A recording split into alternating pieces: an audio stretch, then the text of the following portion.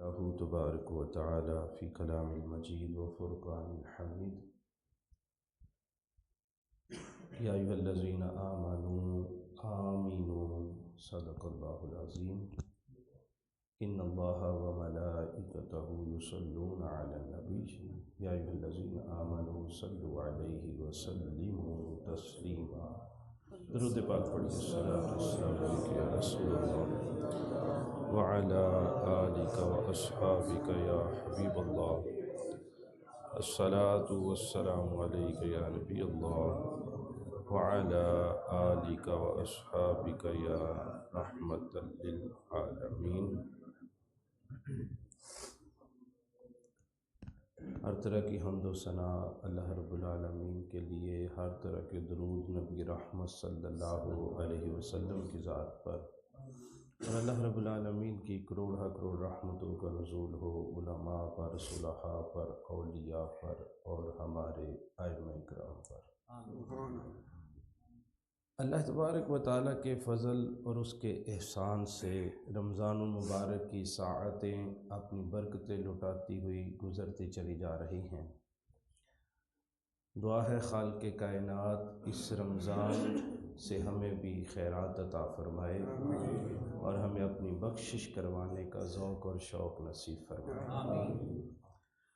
اللہ سبحانہ و تعالیٰ نے قرآن مجید میں ارشاد فرمایا، اے ایمان والو آمینو، پکے ایمان والے بن جاؤ، اپنے ایمان میں کامل ہو جاؤ، ایمان کو اکمل کر لو. اس کو ایک مثال سے سمجھتے ہیں. مثال کچھ اس طرح ہے کہ ایک شخص ہے، اس کا والد دنیا سے رخصت ہوتا ہے اور جائیداد میں اس کے لیے 1 کروڑ چھوڑ کے جاتا ہے. اب ایسا تو ممکن نہیں ہے کہ کوئی بھی شخص جو ہے وہ وراثت میں ملا ہوا 1 کروڑ تجوری کے اندر رکھ لے اور تھوڑا تھوڑا اس سے لیتا رہے اور اپنی زندگی کا گزارا کرتا رہے. ایسا ممکن نہیں ہے. وہ کرے گا کیا؟ اس سے بزنس کرے گا، اس سے کاروبار کرے گا، اس کروڑ کو 2 کروڑ 3 4 میں تبدیل کرنے کی کوشش کرے گا تاکہ اسے نفع بھی ہو اور آنے والے وقت میں وہ اپنے بچوں کے لیے بھی کچھ چھوڑ کے جائے. یہ ایک ڈیلی روٹین کی جو ہے وہ میٹر ہے. سب بندے جانتے ہیں کہ ایسا ممکن نہیں ہے کہ انسان کے پاس کچھ رقم ہو اور وہ بس اسی رقم پر اکتفا کر کے بیٹھا رہے. ہر شخص یہ کوشش کرتا ہے کہ اگر اتنی رقم آئی ہے تو میں کسی ایسی جگہ پہ انویسٹ کروں تاکہ رقم میں اضافہ ہو جائے اور میرے لیے آسانیاں پیدا ہو جائیں. عقل مندی کا تقاضا بھی یہی ہے، اور ویسے بھی معاشرتی معاملات کو اگر دیکھا جائے، عرف کو دیکھا جائے تو یہ کرنا مناسب بھی ہے. اسی طرح میں اور آپ اللہ کے فضل اور اس کے احسان سے ہمیں جو دولت ایمان ہے یہ وراثت میں ملی ہے. ہم سب وہ لوگ بیٹھے ہیں جن کے والدین بھی مسلمان تھے الحمدللہ. تو اللہ کے فضل اور اس کے احسان سے ہمیں جب وراثت میں دولت ملی ہے ایمان کی، تو کبھی ہم نے بیٹھ کے سوچا ہے کہ اس دولت ایمان کو مزید بڑھانا کیسے ہے؟ سبحان اللہ. آج یہ بھی تو دولت ہے نا جی. تو اس دولت کو بھی تو بڑھانے کا ذوق اور شوق ہونا چاہیے. ایمان بڑھتا بھی ہے، ایمان میں اضافہ بھی ہوتا ہے، ایمان کے درجات بھی بڑھتے ہیں. بلکہ علماء نے یہاں تک لکھا کہ جو شخص ایمان والا نا، من قال لا الہ الا اللہ فدخل الجنہ، جس نے کہا لا الہ الا اللہ وہ جنت میں داخل ہو جائے گا. سبحان اللہ. تو ایمان کو بڑھانے کا جو ہے وہ ذوق اور شوق ہونا چاہیے. تو جب انسان ایمان والا ہے تو ہر ایمان والا جنت میں تو داخل ہوگا، مگر جس شخص کا ایمان مضبوط ہوگا، جس کا ایمان زیادہ ہوگا، جس کا ایمان درجہ ایقان تک پہنچا ہوگا، اللہ تبارک و تعالیٰ صرف اس کو جنت نہیں بلکہ جنت میں اعلیٰ مقامات عطا فرمائے گا، اعلیٰ درجات عطا فرمائے گا. تو بھائی یہ بھی ایک ذوق ہونا چاہیے نا کہ دولت ایمان کو بھی آگے جمع نفی تقسیم کرتے چلے جائیں. ہم صرف دنیاوی دولت کے 2 جمع 2 4 کرنے کی کوشش کرتے ہیں. تو ایمان بھی ایک دولت ہے. تو آئیے آج سے یہ ذوق پیدا کرتے ہیں کہ ہم نے اپنی ایمانی دولت کے بھی معاملات میں مزید اضافے کرنے کا ذوق پیدا کرنا ہے، ایمانی دولت کو بھی مضبوط کرنا ہے. دیکھیں ہم تو ایمانی طور پہ بڑے کمزور سے ہیں. چھوٹی سی پریشانی آ جائے نا تو ہم کہتے لو دو سوئے ہوئے، پریشانی آ گئی، تکلیف آ گئی. یہ دیکھو فلاں جگہ پہ میں نوکری کرتا تھا، انہوں نے جواب ہی دے دیا عید سر پہ ہے اور اب میں کروں گا کیا، بچوں کے کپڑے بھی نہیں خریدے، یہ ہے وہ ہے معاملہ، بڑی جلدی پریشان ہو جاتے ہیں، حالانکہ ہمیں یہ یقین ہی نہیں ہے کہ رزق کا معاملہ تو میرے رب کے ذمہ ہے، رزق کا معاملہ تو لیے میرے رب نے ہے، تو مجھے پریشان ہونے کی کیا ضرورت ہے؟ میرا کام صرف جو ہے وہ محنت کرتے جانا ہے اور پھر اس کو رنگ لگانا میرے مالک کا کام ہے۔ ہم اپنا کام بھی کوئی نہیں نہ کرتے، ہمارے ہم مثال دی جاتی ہے، دیکھو جی پرندے بھی تے بھوکے سویرے اٹھتے نے تے راتی کھا پی کے سوندے نے، مگر ہم پوری حدیث نہیں سناتے نہ سنتے ہیں۔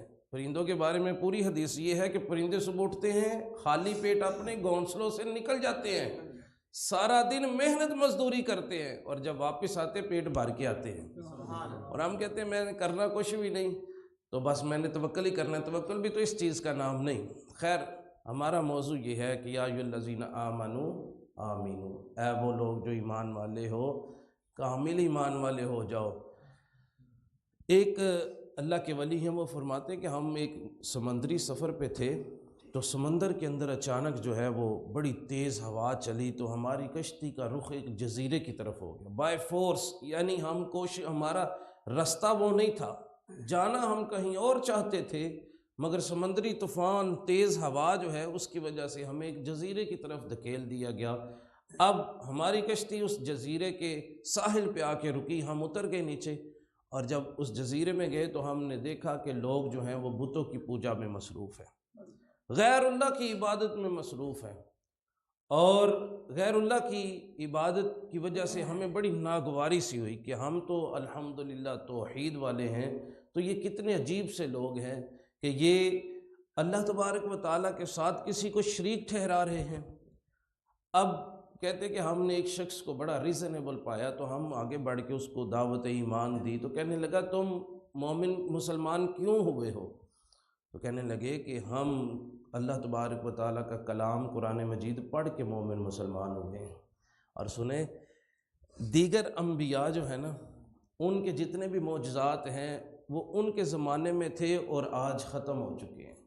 حضرت موسیٰ علیہ السلام کا عصا کدھر ہے کسی کو معلوم نہیں ہے، اور آج اس عصے کا معجزہ بھی ظاہر نہیں ہو رہا۔ اسی طرح حضرت عیسیٰ علیہ السلام کے جو معجزات تھے وہ اسی وقت ان کے پاس ہی تھے اور آج نہیں ہے۔ حضرت یوسف علیہ السلام کا حسن ان کا معجزہ تھا، وہ آج نہیں ہے۔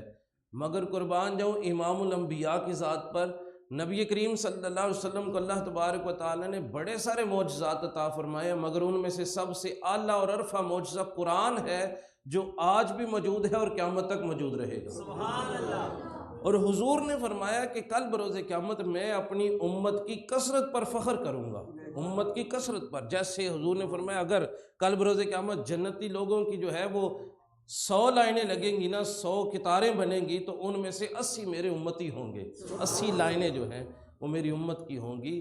تو حضور ظاہری طور پہ تو پردہ فرما چکے ہیں، مگر دین اسلام کیسے پھیلتا چلا جا رہا ہے، دین اسلام کی تبلیغ گھر گھر تک کیسے جا رہی ہے، لوگ دائرہ اسلام میں حلقہ بگوش کیسے ہو رہے ہیں، وہ صرف اور صرف حضور کے معجزہ قرآن کی برکت سے ہو رہے ہیں۔ قرآن وہ جو ہے وہ کتاب ہے کہ جس نے دیکھے نا اللہ کے فضل سے الحمدللہ اللہ ہمارے ایمان کو مضبوط رکھے اور قبر کی دیواروں تک ہمیں اپنا ایمان سلامت لے کے جانے کی توفیق عطا فرمائے۔ اگر ہمیں کوئی شخص کہے معاذ اللہ کہ آپ اپنا مذہب بدل دو، تو ہم مرنا پسند کریں گے، مذہب بدلنا پسند نہیں کریں گے، کیونکہ نظریات جو ہیں انسان ان پہ کمپرومائز نہیں کرتا، نظریے پہ کمپرومائز نہیں ہے، اعتقادات پہ کمپرومائز نہیں ہے، مذہب پہ کمپرومائز نہیں ہے۔ قربان جو قرآن کی تاثیر پہ، قرآن وہ کتاب ہے جو دوسروں کو مذہب تبدیل کرنے پہ مجبور کر دیتی ہے۔ قرآن وہ کتاب ہے جو غیر مسلم کو مذہب تبدیل کرنے پہ مجبور کر دیتی ہے، اور ایسے جو ہے وہ دلائل دیتا ہے قرآن کہ لوگ اس کے دلائل کے سامنے گھٹنے ٹیک جاتے ہیں اور پھر اپنے مذہب کو چھوڑ کے مذہب اسلام کو قبول کرنے کے لیے مجبور ہو جاتے ہیں۔ انہوں نے اس شخص کے سامنے قرآن کی مثال پیش کی، انہوں نے قرآن پڑھایا اس شخص کو، اس نے کہا واہ کیا بات ہے، یہ کلام اتنا خوبصورت کلام ہے کہ اس کلام کے آ جانے کے بعد کسی اور کلام کی ضرورت نہیں رہی۔ اچھا، یہ وہ غیر مسلم ہے جن کو ہمارے قرآن کی اتنی اہمیت ہے۔ دیکھیں، اسی قرآن کو سننے کے لیے یہ ابو جہل اور ابھی ابو سفیان مسلمان نہیں ہوئے تھے، ایک اور ان کے ساتھ شخص تھا، غالباً اخنس بن شریک اس کا نام تھا. تو ان لوگوں نے آپس میں نا مشورہ کیا بھی قرآن نہیں کسی نے بھی سنن دینا، نہ کسی نے سنن دینا ہے تو نہ آپ سننا ہے. جو بھی قرآن سنتا ہے وہ مسلمان ہوتا چلا جاتا ہے. عجیب بات ہے، یہ قرآن عجیب سی چیز لے آئے ہیں. پہلے تو انہوں نے قرآن کی نفی کی نا، جی قرآن یہ کلام اللہ ہے ہی نہیں ہے. کبھی کہتے تھے اساطیر الاولین، یہ تو پہلوں کی کہانیاں ہیں. کبھی کہتے تھے کہ یہ قرآن تو ورقہ بن نوفل نے لکھوایا ان کو. کبھی کہتے تھے رات کو خواب دیکھتے ہیں اور مسلمانوں سے کہہ دیتے ہیں یہ قرآن اتر رہا ہے. یعنی پہلے تو یہ نفی کرنے کی کوشش کی. جب انہوں نے دیکھا کہ یہ تو ہم روک نہیں پا رہے، یہ تو ممکن ہی نہیں رہا کہ اب قرآن کا فیضان اس کو روکا جائے، تو انہوں نے کیا کیا کہ اب لوگوں کو قرآن کی تلاوت کے قریب نہیں آنے دیتے تھے. جب بھی قرآن کی تلاوت ہو رہی ہوتی تو کبھی سیڑھیاں بجاتے، کبھی جو ہے وہ تالیاں بجایا کرتے تھے تاکہ لوگ اس سے دور ہو جائیں. اب یہ بھی ممکن نہ رہا تو پھر کیا کرتے تھے کہ چلو چل کے سنتے تو صحیح ہیں، وہ کہتے کیا ہیں اور پھر اس کی نفی بعد میں کریں گے. جب قرآن سنا کرتے تھے نا، تو اب یہ تینوں چاروں احباب جو انہوں نے مشورہ کیا آپس میں، بھائی ہم نے نہیں سننے کے لیے جانا. جب ہم سننے کے لیے بیٹھے ہوں گے تو لوگوں کے لیے حجت ہو جائے گی، لوگوں کے لیے ہماری مثال بن جائے گی. لو تسی آپ قرآن سن دے تو سانو منع کر دیو، عجیب بات ہے. تو انہوں نے آپس میں مشاورت کر لی ہم نے نہیں سننے جانا. اب ایسا ہوا ایک دن مشورہ کر لیا، ارادہ کر لیا کل کسی نے نہیں جانا. اور کل جب حضور قرآن کی تلاوت فرما رہے تھے تو یہ سارے وہاں بیٹھے ہوئے تھے، اور واپس باہر نکلے نا تو باہر ایک دوسرے سے منہ چھپا رہے تھے. رستے میں ایک شخص دوسرے سے ملا، جیسے ابو جہل ابو سفیان سے ملا، ابو سفیان اخنس بن شریک سے ملا، تو کیا ایک دوسرے سے پوچھنے لگے کل وعدہ نہیں کیا تھا کہ ہم نے قرآن سننے نہیں آنا؟ تو سارا ایک دوسرے سے یہ کہتے، یہ بہانہ یہ لگاتے تھے میں تو دیکھنے آیا تھا، تم تو نہیں آئے ہوئے کہیں، میں تو بس یہ دیکھنا ہے، تو نہیں سے آیا کتنے. تو پھر سارے ایک دوسرے سے، یعنی قرآن کے اندر تاثیر اتنی تھی کہ دشمن اسلام بھی اس کو سننا پسند کرتے تھے. اللہ تبارک و تعالیٰ اس قرآن کی سچی محبت ہمیں عطا فرمائے.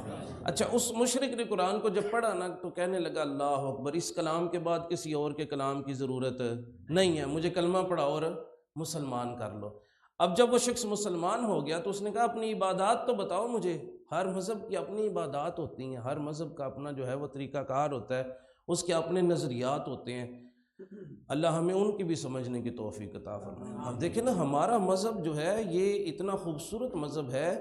اللہ تعالیٰ نے فرمایا کہ ان الدین عند اللہ الاسلام، اللہ کا پسندیدہ دین دین اسلام ہے. آج ایک فتنہ اور بھی ہے، جو تھوڑے چار کتابیں انگریزی کی پڑھ جاتے ہیں وہ کہتے ہیں سارے دین ٹھیک نے، وہ سارے ٹھیک نے، وہ بھی ٹھیک نے، تسی بھی ٹھیک ہو. دین صرف ایک ہی ٹھیک ہے، اس کا نام اسلام ہے.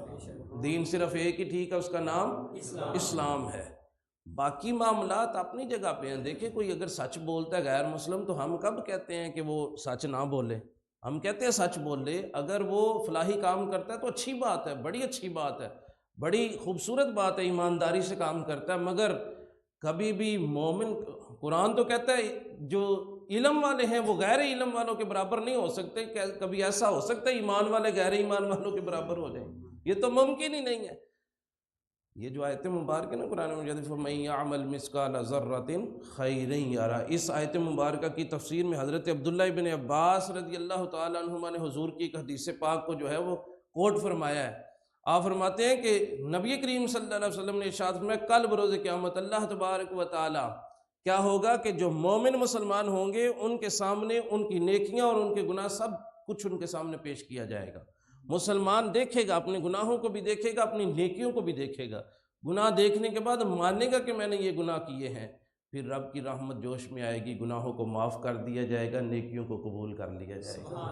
اور غیر مسلم کے سامنے بھی اس کے گناہ بھی پیش کیے جائیں گے، اور اس نے جو اعمال صالحہ، اچھے اعمال، جیسے ہمارے آج کے لبرل اور ملحد قسم کے لوگ کہتے ہیں یہ گنگا رام ہاسپٹل دیکھو سر گنگا رام نے بنایا، تو گنگا رام کی وجہ سے اتنے لوگوں کی زندگیاں بچ گئی. تو مولوی کہتے ہیں گنگا رام نے جہنم میں جانا ہے. یہ فلاں لیڈی ویلنگٹن ہے، اس نے ہاسپٹل بنایا، اس نے کتنی عورتوں کی زندگی کو بچایا، تو مولوی لوگ کہتے ہیں وہ جہنم میں جائے گی. اور بھائی جب جس نے کلمہ نہیں پڑھا ہے، یہ ہم نہیں کہتے، یہ قرآن کہتا ہے کہ ایمان والے جنت میں جائیں گے. تو ایمان کے درجے، تو ایمان کے تقاضے تو پورے کرو. خیر، یہ جو ان کے اعمال خیر کیے نا جو انہوں نے، ان کا یہ ہوگا کہ اللہ تبارک و تعالیٰ نے ان کے اعمال خیر کی وجہ سے ان کو دنیا میں ہی راحت عطا کر دی ہیں، اور آخرت میں ان کی نیکیاں مٹا دی جائیں گی اور ان کے گناہوں کی ان کو سزا دی جائے گی۔ اب میں چونکہ اس طرف آ رہا تھا وہ یہ ہے کہ ہمارا دین بڑا ہی خوبصورت دین ہے، اللہ تبارک و تعالیٰ کا پسندیدہ دین ہے، اور یہ دین وہ دین ہے جس کے اندر کوئی کمی نہیں ہے۔ قرآن مجید، ہماری احادیث، حضور کی سیرت بچے کی پیدائش سے لے کر کے اس کی وفات کے بعد تک انسان کی کامل رہنمائی کرتا ہے۔ ایسے ہی نہیں ہے جی، بچے کی پیدائش ہوئی ہے تو کیا معاملات سب کو پتہ ہے کہ وہ ختنے کا معاملہ، اس کی تہنیک کا معاملہ، پھر اس کو جو ہے اس کے کان میں اذان دینے کا معاملہ، اس کو غسل دینے کا معاملہ، پھر اس کے دیگر سارے معاملہ، اس کی رضاعت کا معاملہ آ گیا، دودھ پلانے کا معاملہ ہے، پھر کتنی دیر دودھ پلانا ہے، یہاں تک اسلام جو ہے وہ ہماری رہنمائی کرتا ہے۔ پھر بچہ کتنی عمر کا ہو جائے تو اب اس کو مسجد میں لے کے جانا ہے، پھر بچہ کتنی عمر کا ہو جائے تو نمازیں نہ پڑھے تو پھر اس کی تھوڑی سی جو ہے وہ تربیت بھی کرنی ہے، تھوڑا سا اس کا جو ہے وہ فَاضْرِبُوهُ، اس کو تھوڑا سا اس کو سمجھانا بھی ہے کہ نمازوں کی طرف لے کے آنا ہے۔ تو یہ ساری تربیت کون کرتا ہے؟ اسلام کرتا ہے۔ تو پتہ یہ چلا کہ اسلام وہ کامل مذہب ہے جو انسان کی پہلے سانس سے لے کر کے آخری سانس کے بعد تک بھی رہنمائی کرتا رہتا ہے۔ تو ہم جس معاشرے میں رہتے ہیں، اس معاشرے میں کیا آج لوگ شادی بیاہ پر ہندوؤں کی رسموں کو پورا نہیں کرتے؟ آج ہم معاشرتی طور پہ مسلمان نہیں ہیں، ہم معاشی طور پہ مسلمان نہیں ہیں، ہم صرف زبانی مسلمان ہونے کا دعویٰ کرتے ہیں، اور جب ہماری معیشت کی بات آتی ہے تو وہاں کہتے ہیں سب کچھ چلتا ہے، بھائی دنیا داری ہے، جیسا دیس ویسا بھیس۔ یہ نہیں ہے۔ یا ایھا الذین آمنوا آمینوا، اے وہ لوگ جو ایمان والے ہو، یہ پکے ایمان والے ہو جاؤ، پکے ایمان، اپنے ایمان کو مضبوط کر لو۔ اب وہ شخص کہنے لگا کہ مجھے یہ بتاؤ عبادات کیا ہیں آپ کے مذہب کی؟ وہ ساری عبادات بتائی گئی تو وہ عبادت میں مصروف ہو گیا۔ تو وہ مسلمان کہتے ہیں کہ ہم رات کا وقت ہوا، ہم اپنے بستروں کی طرف گئے تو اس نے کہا کیا جس رب کا ہم نے کلمہ پڑھا ہے وہ بھی سوتا ہے؟ انہوں نے کہا نہ، وہ تو نہیں سوتا، وہ حی القیوم ہے، وہ تو نہیں سوتا۔ تو اس نے کہا تو یہ میرے نزدیک یہ بے ادبی ہے کہ میرا رب جاگدا تو میں سوتا، یہ تو ممکن ہی نہیں ہے۔ وہ کہتا ہے میں راتوں کو جاگ کے اپنے رب کو مناؤں گا۔ وہ کہتا ہے اللہ اکبر، کاش ایسا ایمان ہمیں بھی نصیب ہو جاتا، کاش ایسا ایمان کا درجہ ہمیں بھی مل جاتا۔ خیر وہ کہتے ہیں ہمیں چونکہ رخصت ہونا تھا، ہم وہاں سے نکلے اور ہم اپنے سفر پہ چلے گئے، وہ شخص وہیں پہ رکا رہا۔ بعد میں ہم رابطے میں رہے، پتہ چلا کہ وہ شخص دنیا سے بیمار ہے اور بس آخری سانسوں پہ ہے۔ تو وہ بزرگ فرماتے ہیں میں آخری سانسوں کے وقت اس تک پہنچا تو میں نے پوچھا کہ بتاؤ کوئی پریشانی، کوئی دکھ، کوئی تکلیف ہے تمہیں؟ تو کہنے لگا دکھ تکالیف ساری کی ساری تب کی ختم ہو گئی جب کا کلمہ پڑھا ہے میں نے، جب سے کلمہ پڑھا ہے۔ جو دیکھیں اس کلمے کے بڑے تقاضے ہیں۔ وہ علامہ اقبال نے کہا تھا نا کہ یہ شہادت گاہے، یہ جو مسلمان ہونا یہ کوئی آسان کام نہیں ہے، مسلمان ہو جانا کوئی اتنا جو ہے وہ آسان کام نہیں۔ اگر مسلمان ہو گئے ہو نا تو اس کے بعد اس کے تقاضے پورے کرنا، یہ چیز تو دیکھو فارسی کے اندر ہے چومی گویم لا الہ الا اللہ بلرزم، جب میں کہتا ہوں نا لا الہ الا اللہ تو میں لرز جاتا ہوں کہ دانم مشکلات لا الہ را، کہ مجھے پتہ ہے مشکلات کتنی آتی ہیں لا الہ کہنے کے بعد۔ ذرا حضرت خباب سے تو پوچھو کیسے ان کو تپتے کوئلوں کے اوپر لٹایا جاتا تھا، حضرت سمیہ سے تو پوچھو کیسے ان کی ایک ٹانگ ایک اونٹ کے ساتھ اور دوسری ٹانگ دوسرے اونٹ کے ساتھ باندھی جاتی، دونوں کو مخالف سمت کی طرف دوڑا دیا جاتا، جسم چر جایا کرتا تھا۔ چومی گویم لا الہ الا اللہ بلرزم، جب میں کہتا ہوں لا الہ الا اللہ تو لرز جاتا ہوں کہ دانم مشکلات لا الہ را، کہ مجھے پتہ مشکلات کتنی آتی ہیں لا الہ الا اللہ کہنے کے بعد۔ ہمیں تو چونکہ وراثت میں ملا ہوا ہے نا تو ہم اس طرح کی قدر نہیں کرتے۔ خیر ایمان کو جو ہے وہ مزید بڑھانے کے لیے بڑی ساری قرآن مجید نے ہماری رہنمائی کی ہے، ہر آیت میں ہماری رہنمائی فرمائی ہے۔ میں صرف آخری بات عرض کرتا ہوں، وہ کیا ہے کہ حضور نے ارشاد فرمایا لا یؤمن احدکم حتی یحب لاخیہ ما یحب لنفسہ، تم میں سے کامل ایمان والا شخص کوئی نہیں ہو سکتا جب تک کہ وہ اپنے لیے اپنے بھائی کے لیے بھی وہی چیز پسند کرے جو وہ اپنے لیے پسند کرتا ہے۔ اور جو اخلاقیات ہے نا، یہ حدیث مبارکہ اخلاقیات کا معیار بیان کر دیتی ہے۔ اخلاقیات کا کہتے ہیں بھئی تمہارے اندر اخلاقیات کوئی نہیں ہے، مینرز نہیں ہے، تمہیں حسن اخلاق کا کوئی مان نہیں ہے۔ اس حدیث پاک نے اخلاقیات کا ایک سٹینڈرڈ بیان کر دیا ہے۔ کائنات کے اندر ہر چیز کا کوئی نہ کوئی معیار ہوتا ہے، کوئی نہ کوئی کرائٹیریا ہوتا ہے، کوئی نہ کوئی سٹینڈرڈ ہوتا ہے۔ اس حدیث پاک نے جو ہے اخلاقیات کا معیار بیان کر دیا۔ وہ کیا؟ جو چیز تم اپنے لیے پسند کرتے ہو دوسرے کے لیے بھی وہی پسند کرنی ہے۔ اب جب ہمیں یہ حدیث پاک سنائی جاتی ہے تو ہم سمجھتے شاید جُتی لین چلے ہوتے اپنے بھائی لیے بھی وہی خریدو جڑی تسی خریدی ہے، فلاں کمپنی سے خریدی ہے تو اس کے لیے بھی وہی خریدو، اپنے لیے لباس جو ہے وہ مہنگا خریدا ہے تو پھر گل احمد کا لٹھا اپنے بھائی کے لیے بھی خریدو۔ نہیں، یہ تو ہے ہی، مگر اس کی وضاحت تھوڑی سی وائڈر پرسپیکٹیو پہ، بڑے پیمانے پہ ذرا سوچ کے دیکھو۔ اگر میں پسند کرتا ہوں نا کہ میں کسی مجلس میں جاؤں اور لوگ میری عزت کریں تو پھر مجھے یہ پسند کرنا چاہیے کہ میرا مسلمان بھائی بھی آیا ہے تو اس کے آنے پہ بھی مجھے اس کی عزت کرنی ہے۔ اگر میں پسند کرتا ہوں کہ لوگ میرے بعد میری غیبت نہ کریں تو پھر مجھے پسند کرنا چاہیے کہ میں اپنے بھائیوں کی بھی غیبت نہ کروں۔ اگر میں پسند کرتا ہوں لوگ میری عزت کریں تو پھر مجھے چاہیے میں بھی اپنے بھائیوں کی عزت کروں۔ اگر میں یہ چاہتا ہوں کہ لوگ میری بیٹی کی طرف، میری بہن کی طرف بری نگاہ سے نہ دیکھیں تو پھر مجھے چاہیے نا میں بھی دوسروں کی بیٹی بہن کی طرف بری نگاہ سے، کیونکہ میں اپنے لیے پسند کرتا ہوں، یہ بات میں اپنے لیے پسند کرتا ہوں، میرے ساتھ کوئی حسد نہ کرے تو پھر مجھے بھی دوسروں کے لیے حسد نہیں کرنا چاہیے۔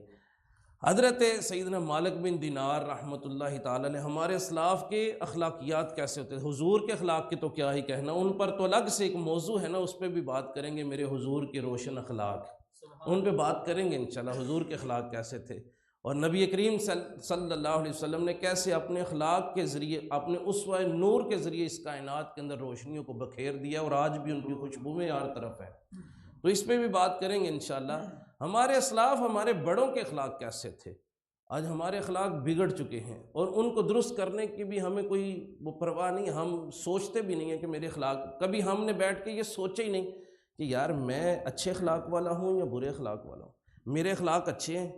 یار ہر شخص کو اپنا کاروبار تو ہم ہر سال ہر مہینے بیٹھ کے چیک کرتے رہتے ہیں، میں نے کیا خریدا، کیا بیچا، کتنا اپس اینڈ ڈاؤنس کتنے آئے ہیں، کتنے میرے جو ہیں وہ میں کتنا مقروض ہوا ہوں، میں نے کتنے لوگوں سے قرضہ لینا ہے، میں نے کتنوں کو قرضہ دیا ہے، میری انکمز کتنی ہے، میری آؤٹ گوئنگز کتنی ہیں، یہ تو ہم سارے حساب کتاب لگاتے رہتے ہیں۔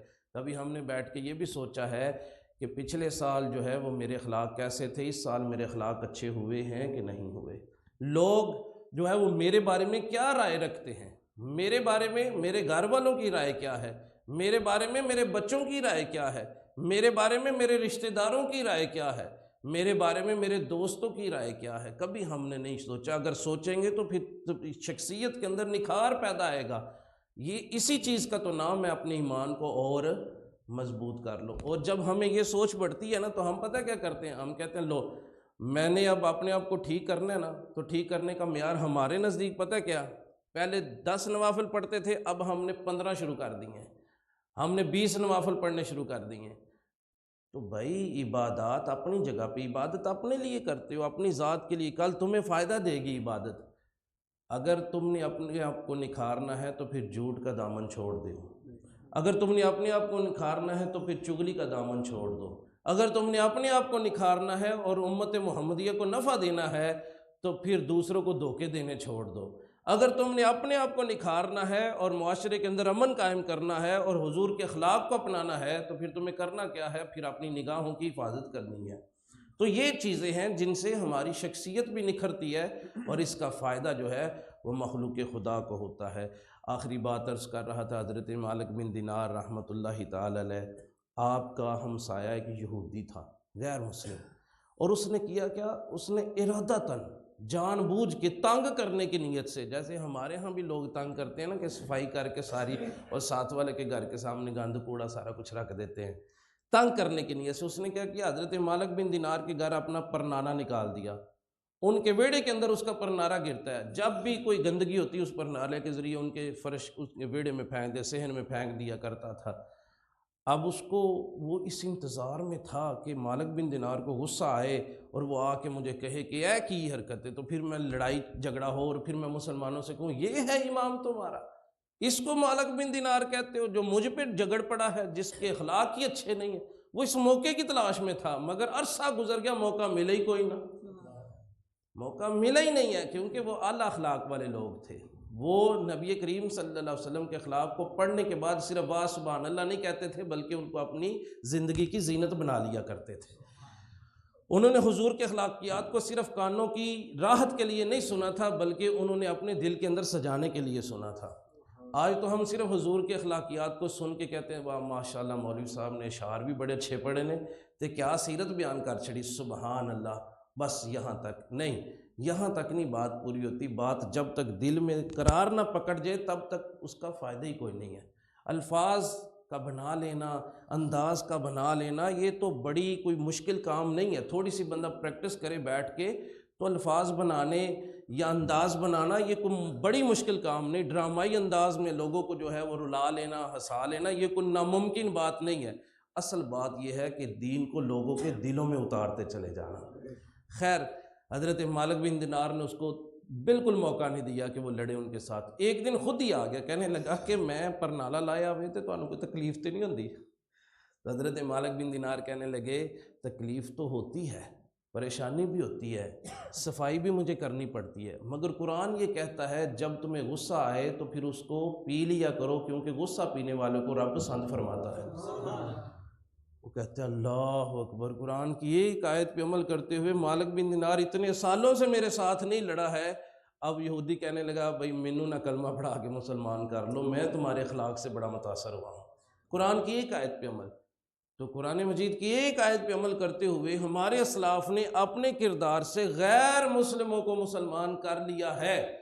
آج الحم سے لے کر کے والناس تک پورا قرآن میں اور آپ بھی پڑھتے ہیں، رمضان میں تو ضرور ہی پڑھتے ہیں، رمضان میں تو ہم ایک دوسرے کو بتا بھی رہے ہوتے ہیں کہ میں بھائی 3 قرآن پاک پڑھ لے جے، میں 7 پڑھ لیا اس واری، مگر قرآن کی ایک آیت کو کاش ہم نے دل میں اتارا ہوتا، کسی ایک آیت کو ہی اتارا ہوتا تو ہماری سیرت، ہماری زندگی کا وہ حصہ بن چکی ہوتی، ہماری عادت کا حصہ بن چکی ہوتی، تو پھر ہم غیر مسلم کو مسلمان کرنا تو خیر سوچ بھی نہیں سکتے، ہمارے مسلمان ہی ہم سے راضی ہو جائیں تو یہ ہمارے لیے بڑی بات ہے۔ مگر مجھے افسوس سے کہنا پڑتا ہے کہ جن کے اخلاق اور جن کا کلمہ ہم پڑھتے ہیں وہ اپنے اخلاق کے ذریعے غیر مسلموں کو مسلمان کر لیتے تھے، اور آج ہمارا عالم یہ ہے کہ ہم اپنے اخلاق کی وجہ سے مسلمانوں کو اپنے سے دور کر لیتے ہیں۔ ہمارے رشتہ دار ہمارا ساتھ چھوڑ جاتے ہیں، کیوں کہ یار اس کو تو پتہ ہی نہیں ہے بات کیسے کرتے ہیں، اس کو تو پتہ ہی نہیں ہے انداز تکلم کیا ہوتا ہے، کسی بڑے چھوٹے کی تمیز ہی نہیں ہے۔ اللہ تبارک و تعالی ہمیں سمجھنے کی توفیق عطا فرمائے۔ یا ایھا الذین آمنوا آمنو، اے وہ لوگ جو ایمان والے ہو، کامل ایمان والے ہو جاؤ۔ آج کے بعد یہ ہم نے سوچنا ہے کہ دولت ایمان کو زیادہ کیسے کرنا ہے، دولت ایمان میں اضافہ کیسے کرنا ہے، یہ سوچتے رہیں۔ اللہ ہمیں عمل کی توفیق عطا فرمائے۔ وما علینا الا البلاغ۔